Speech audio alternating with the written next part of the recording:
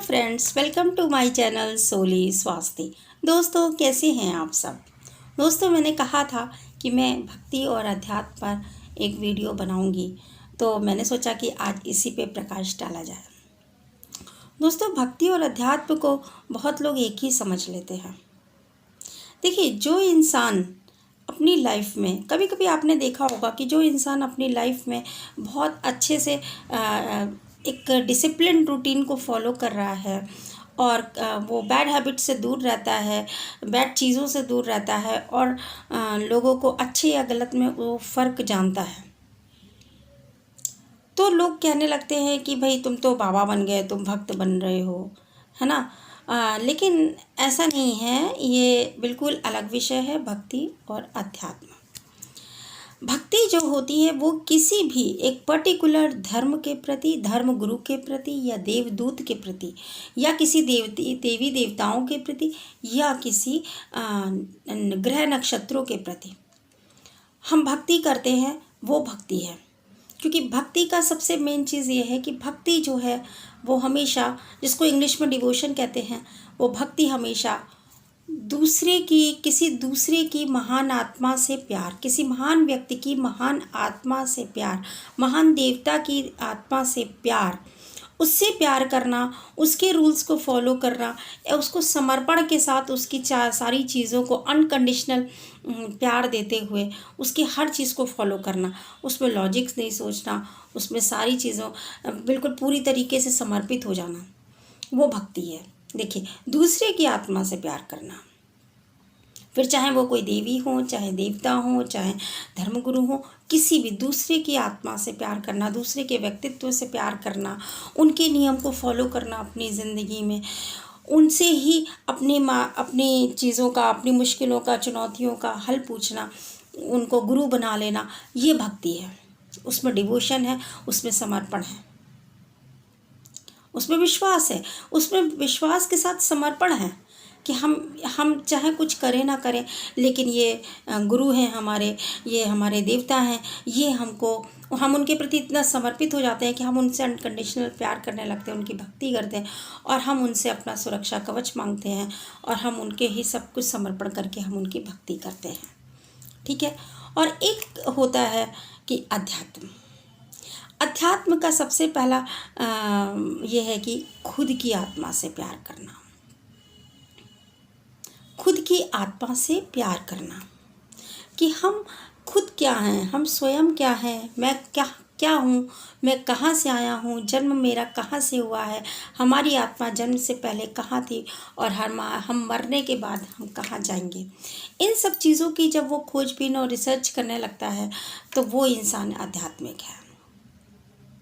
Guys, मैं एक आपको एग्जांपल देती हूँ, मेरा पर्सनल एक्सपीरियंस है और ये तो सभी लोगों ने देखा होगा कि जैसे कि मैं मॉर्निंग में अपनी बालकनी में बैठती थी तो मैं देखती थी कि मेरे पार्क में इतने सारे फ्लावर्स सुबह सुबह, बहुत अच्छा लगता था। नेचर के पास बैठना सभी को अच्छा लगता है, बहुत अच्छा लगता था।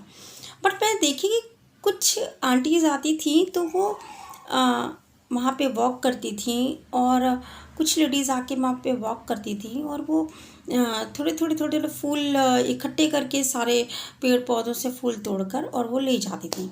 इस तरीके से 3-4 आंटियाँ चलती थी। मतलब ये समझिए कि वहाँ पे कंपटीशन होता था, जो जितने ज़्यादा फूल ले जाओ उतना बड़ा वो भक्त है। मैंने उनसे एक दिन पूछा कि आंटी, आप ये क्यों ऐसे ले जाती हैं फूल, इतने सुंदर लगते हैं पेड़ों पे लगे, पौधों पे लगे। उन्होंने कहा, बेटा मैं पूजा पाठ करती हूँ, भगवान जी में चढ़ाती हूँ। मुझे ये बात उनकी अच्छी लगी। भगवान जी पे चढ़ाना अच्छी बात है, किसी भी ईश्वर में पूजा पाठ में लोग की धारणा है, अच्छी बात है, करना चाहिए। बट जो आप भक्ति जो है वो आप कर रहे हो, लेकिन आप नेचर के प्रति प्यार करना वो आध्यात्मिकता है। लेकिन जो भक्ति है कि आप ये सोच रहे हो कि मैं इतने सारे फूल, ज़्यादा से ज़्यादा फूल चढ़ा दूँ, लक्ष्मी जी को बहुत सारे गुलाब के फूल चढ़ा दूँ, एकदम से लाल फूल चढ़ा दूँ तो शायद बहुत खुश हो जाएंगी, या बुद्धि विवेक को जागृत करने के लिए गणेश भगवान को सफ़ेद फूल चढ़ा दूँ ढेर सारे तो वो जागृत हो जाएगा मेरा बुद्धि विवेक, या मैं बृहस्पति भगवान को या पीले फूल चढ़ा दूँ तो हाँ मेरे यहाँ सब सुख सौभाग्य सुख समृद्धि आ जाएगा। ये एक अच्छा कर्म है, ये एक अच्छा कर्म कांड है, लेकिन केवल इस चीज़ को पूरा करने के लिए कि अपना बुद्धि विवेक जागृत करने के लिए, अपने घर में लक्ष्मी लाने के लिए हम पूरे पूरे पार्क या बगीचे को बिल्कुल फूलों से रहित कर दें, फूलों के बिना कर दें, ये कहाँ की बुद्धिमानी है? क्या सच में भगवान इस चीज़ से, इस भक्ति से खुश होता है? और एक चीज़ और मैं बता रही हूँ कि एक जैसे कि हम क्या करते हैं कि हमारे धर्म संप्रदाय में, मैं किसी एक धर्म या एक संप्रदाय या एक कम्युनिटी की बात नहीं कर रही हूँ, रिलीजन की, बट कहीं ना कहीं कहते हैं कि माता रानी को खुश करने के लिए बकरे की बलि दी जाती है, या किसी इंसान की बलि दी जाती है, या किसी भी चीज़ को, रिचुअल को पूरा करने के लिए हम किसी जानवर की बलि दे देते हैं, किसी भी इंसान की बलि देते हैं। तो ये भक्ति है, भक्ति करते हैं, लेकिन ये आध्यात्मिकता से बहुत ही परे और बहुत ही अलग है। क्योंकि जो अध्यात्म होता है वो कभी भी हमें किसी भी आत्मा को मारने की इजाज़त नहीं देता है। एक अध्यात्म वो होता है कि हम अध्यात्म सारे संप्रदाय, सारे रिलीजन, सारे धर्मों से ऊपर होता है। अध्यात्म का मतलब है कि नेचर से प्यार करना। अध्यात्म का मतलब है हमारे जो शरीर है पंच तत्वों से बना है, उन पंच तत्वों से प्यार करना। जी हाँ, उन पंच तत्वों से प्यार करना, लाइक अग्नि, वायु, आकाश और जल और धरती। ठीक है, ये 5 तत्व हैं हमारे। तो ये 5 तत्व हैं अग्नि, वायु, आकाश, धरती और जल। 5 तत्व, 5 तत्वों से हमारा शरीर बना हुआ है। इन 5 तत्वों के प्रति हमारा प्रेम, यूनिवर्स के प्रति हमारा प्रेम, एनवायरनमेंट के प्रति हमारा प्रेम, और भी प्राणी, और भी जितने भी क्रीचर्स हैं, और भी प्राणी, इनके प्रति हमारा प्रेम, इन सब सारे मौसम, जितने मौसम आ रहे हैं उनका वेलकम करना अच्छे से, वो ये सारी चीज़ें, हर एक के प्रति प्रेम, हर एक के प्रति एक्सेप्टेंस, हर परिस्थिति के लिए एक्सेप्टेंस, हर परिस्थिति के लिए और हर इंसान के लिए फॉरगिवनेस, क्षमा की भावना, हर इंसान के लिए, ये अध्यात्म है, ये अध्यात्म है। जब इंसान अपने खुद से प्यार करने लगता है, अपनी आत्मा से प्यार करने लगता है, तो वो सबसे प्यार करने लगता है, अपनी प्रकृति से प्यार करने लगता है, क्योंकि उसको ये पता चल जाता है कि मैं इस प्रकृति का अंश हूँ, मैं इन 5 तत्वों का अंश हूँ। वो सबसे प्यार करने लगता है। तो गाइस, मैंने आपको बताया कि भक्ति क्या है और अध्यात्म क्या है। भक्ति में हमारे जप, अनुष्ठान, यज्ञ, हवन, पूजा, व्रत, उपासना, रोज़ा, किसी भी चीज़ का कर्मकांड इत्यादि शामिल हो जाते हैं, जबकि अध्यात्म में ये नहीं होता है। क्योंकि ऐसा ज़रूरी नहीं है कि जो इंसान आध्यात्मिक हो वो मंदिर जाए, मस्जिद जाए, चर्च जाए, 10 बार वो पूजा पाठ करे, जाप करे, ऐसा ज़रूरी नहीं है। एक आध्यात्मिक व्यक्ति ये सोचेगा कि अगर आप घर में आ रहे हैं तो आप ये सोच रहे हैं कि नहीं, हमें घर से ऑफिस से घर लौटते वक्त अगर आप ये सोच रहे हैं कि हम कुछ एक 10 रुपये का ब्रेड का पैकेट लेके किसी गरीब को दे दें, या हम कुछ बिस्किट लेके स्ट्रीट डॉग्स को खिला दें, या किसी भी तरीके से प्राणियों के लिए प्यार को प्रकट करना, किसी भी तरीके से उनकी भी ज़रूरतों को ध्यान में रखना और अपना थोड़ा सा अंश उनको देते रहना, चाहे समय का अंश हो, चाहे अपनी कमाई का अंश हो।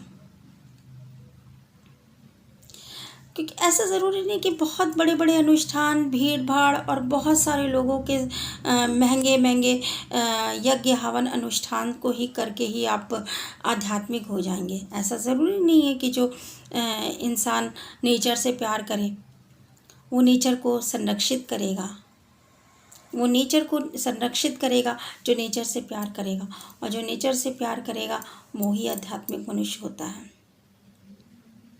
और वो सबसे पहले अपने अंदर स्पिरिचुअल डिसिप्लिन लाता है। वो सबसे पहले अपने स्पिरिचुअल डिसिप्लिन्स लाता है। देखिए, बड़े बड़े मंदिर हैं हमारे देश में, लोगों में कितना चढ़ावा चढ़ता है। लोग चढ़ावा चढ़ाते हैं लेकिन अपने आत्मा की शुद्धि नहीं करते हैं। चढ़ावा चढ़ा के वो भक्ति तो करते हैं लेकिन अपने आत्मा की शुद्धि नहीं करते हैं।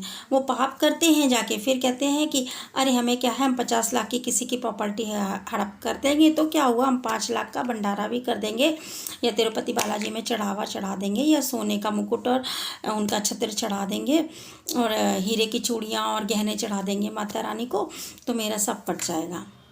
ऐसा कुछ भी नहीं होने वाला दोस्तों। तो ये अंतर समझिए। अगर आपको ईश्वर ने इस लायक बनाया है तो आप नेचर को संरक्षण करने का काम करिए, नेचर को शुद्ध करने का काम करिए, नदियों को शुद्ध करने की योजनाएं वो करिए।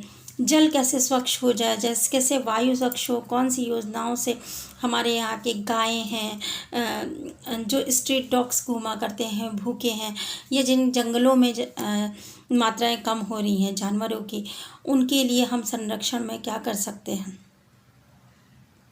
पता चला हम जा तो रहे हैं कहीं बहुत बड़े इंसान का उपदेश सुनने, लेकिन बगल में कोई भिखारी, कोई भूखा बैठा है, कोई माँ अपने बच्चे के लिए भूखे के लिए बैठी हुई है, तो हम उसको इग्नोर करके चले जाएं कि भाई हमें तो उनका भाषण सुनने में या उपदेश सुनने में या प्रवचन सुनने में देर हो जाएगी।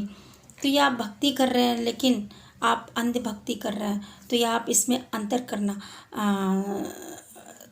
करना हमें आना होगा, हमें सीखना होगा उसका अंतर करना गाइस।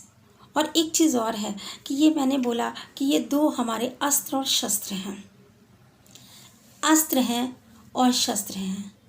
जब भी कोई सैनिक जाता है, कोई सेना जाती है, तो उसे अस्त्र और शस्त्र दिए जाते हैं गाइस। हमारे जो ज़िंदगी के शस्त्र हैं वो हमारी स्पिरिचुअलिटी है, मतलब हमारी अध्यात्म है। और जो हमारी ज़िंदगी का शस्त्र है, जो हमारी ज़िंदगी का अस्त्र है वो हमारा क्या है, भक्ति। जब हमको ये पता चलता है कि हमें दुश्मन कोई आघात पहुंचाने की कोशिश कर रहा है, या कोई किसी ने हमारा पैसा हड़प कर लिया, वो हमें नहीं दे रहा है, उधार मांगा, या कोई भी चीज़ हम किसी भी, या ग्रह नक्षत्र कोई हम पर भारी पड़ रहा है, या हम पे कोई दोष भारी पड़ रहा है, कोई हमारे ऊपर दोष है, उसका हम क्या करते हैं कि हम अपने गुरु से या अपने पंडितों से जाके उनका उपचार पूछ लेते हैं, और उनका काम करते हम अपने चारों तरफ सुरक्षा कवच मांग लेते हैं। तो ये एक भक्ति का पार्ट हो गया कि हमने उनसे सुरक्षा का कवच मांग लिया, तो वो विपदा हमारे पास आई ही नहीं, हमारे ऊपर सुरक्षा कवच हो गया। हमें पता है कि वो गुरुजी ने हमको जो मंत्र दिया उससे हमारी इस मुसीबत से बचाव हो गया, वो विपदा नहीं आई। तो ये हो गया भक्ति का पार्ट, जिससे हमने अपने आप को बचाव कर लिया, जिससे हमने सुरक्षा कवच मांग लिया। तो ये हमारा हो गया अस्त्र। लेकिन शस्त्र क्या है? शस्त्र है स्पिरिचुअलिटी। शस्त्र स्पिरिचुअलिटी है, क्योंकि शस्त्र जो होता है वो लोगों से लड़ने का काम करता है, लोगों के ऊपर अटैक करने का काम करता है। तो शस्त्र क्या है? वो है स्पिरिचुअलिटी। वो स्पिरिचुअलिटी है। क्यों? हम चाहे किसी भी गुरु का मंत्र ना लें, चाहे किसी भगवान का मंत्र जाप ना करें, लेकिन अगर हम नेचर से प्यार कर रहे हैं, हम गरीबों को भोजन दे रहे हैं, हम स्ट्रीट डॉग्स को कुछ नहीं, अपने उसमें बहुत ज़्यादा पैसे खर्च करने की बात नहीं है, बस 2 रोटी एक्स्ट्रा बनाने की ज़रूरत है, या जैसा कि हमें पौधों को पानी देने की ज़रूरत है, हमें स्ट्रीट डॉग्स को खाना खिलाने की ज़रूरत है, कोई भूखा बैठा हो उसको देने की ज़रूरत है, और हमें अपने अंदर, आत्मा के अंदर हर कर्म करने से पहले आत्मचिंतन करने की ज़रूरत है। जब हम आत्मचिंतन करेंगे तभी हम आत्मशोधन करेंगे, तब हमारे अंदर जो समस्याएं आएंगी हमारे जीवन की, हम उनसे लड़ सकते हैं। भक्ति में इंसान को सुरक्षा कवच मिल जाता है, उसकी परिस्थितियों से बचाव हो जाता है। और अध्यात्म में इंसान को कवच तो मिलता ही है, या कवच ना भी मिले लेकिन उसको परिस्थितियों से लड़ने की शक्ति मिल जाती है, वो है अध्यात्म। क्योंकि इंसान जब अपने आत्मा पे वर्क करना शुरू कर देता है, अपनी इनर वर्क करने लगता है, अपने अंदर की गहराइयों में झांकने लगता है, ध्यान योग से या भक्ति योग से या किसी भी तरीके से वो मेडिटेशन करता है, तो उसकी आत्मा इतनी मजबूत बनती है। अपनी आत्मा को मजबूत कर लेना, अपनी आत्मा को इतना मजबूत कर लेना, अपने ऑरा को इतना क्लीन कर लेना कि आपके पास जो भी आएगा वो मुँह की खा के जाएगा। इतना स्ट्रांग अपने ऑरा को बना लेना, अपनी आत्मा को बना लेना मेडिटेशन से, वो अध्यात्म का पार्ट है फ्रेंड्स। तो ये दो जो मैंने बताया आपको, अस्त्र और शस्त्र, भक्ति और अध्यात्म के बारे में आपको जो बताया मैंने, ये तो एक है, ये हमारे दो रास्ते होते हैं ज़िंदगी को अच्छी तरीके से जीने के लिए। ये ऐसे लोग रास्ते चुनते हैं जो साहसी होते हैं, पराक्रमी होते हैं, एक सेना की तरह होते हैं, एक सैनिक की भांति होते हैं, वो अस्त्र शस्त्र अध्यात्म और भक्ति को चुनते हैं। लेकिन जो कायर होते हैं, जो कामचोर होते हैं, जो मक्कार होते हैं, वो ये दोनों अस्त्र शस्त्र को नहीं अपनाते हैं। वो मुसीबतों में क्या करते हैं, वो मुसीबतों में सुसाइडल अटेम्प्ट करते हैं, वो मुसीबतें क्या, वो जिम्मेदारियों से भी भागते हैं, वो अपनी जिम्मेदारियों से भागने लगते हैं।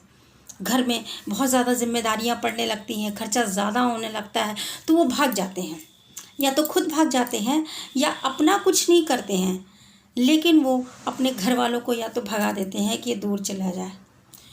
तो ये कायर लोग करते हैं। और फिर वो क्या करते हैं, अपनी आत्मग्लानि से बचने के लिए किसी न किसी एडिक्शन में पड़ जाते हैं, चाहे वो ड्रिंक हो, अल्कोहल हो, किसी भी तरीके का, स्मोक हो, ड्रग्स हो, सोसाइटल अटेम्प्ट हो, ये सारी चीज़ें जो करते हैं ये कायर लोग करते हैं। तो फ्रेंड्स, मैंने ये बताया कि भक्ति और अध्यात्म किसी बाबा वो भी बनने का नाम नहीं है। ये नहीं कि जो बन गया वो कहीं नहीं जा सकता, वो अपने संसारिक उससे दूर हो गया, नहीं।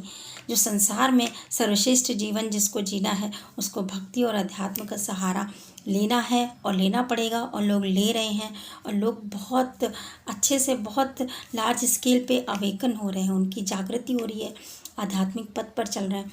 और इस पर आपको भी ये डिफरेंस समझना चाहिए,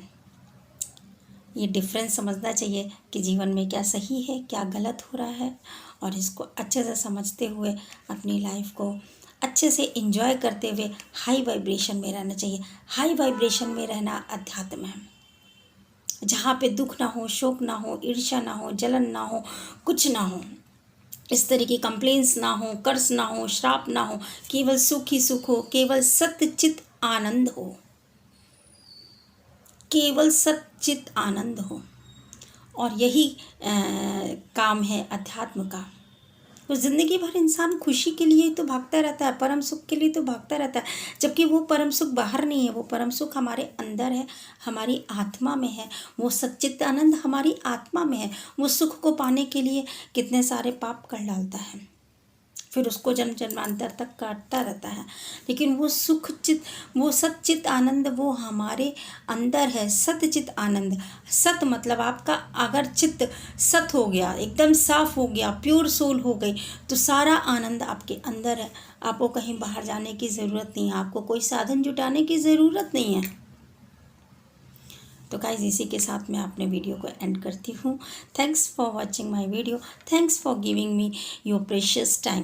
thank you guys. Please like, share, comments and subscribe my channel. Thank you, love you all.